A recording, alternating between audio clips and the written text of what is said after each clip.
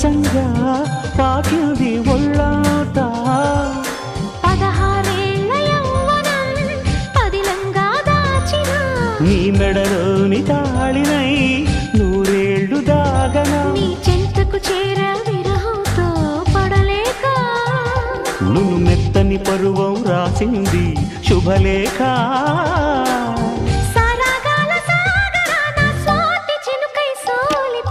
కొమ్మన కులికే కోయిల ఓ కమ్మని పాట పాడవే తేనెలు మరిగిన తుమ్మెద నీ అల్లరి పనులిక ఆపవే ఓ భామా ఓ మామా ఉదయాలకు నీవే ప్రాణమా కసి ముద్దులు రాసిన కావ్యమా ఎదలో ఎలదాగిన చిత్రమా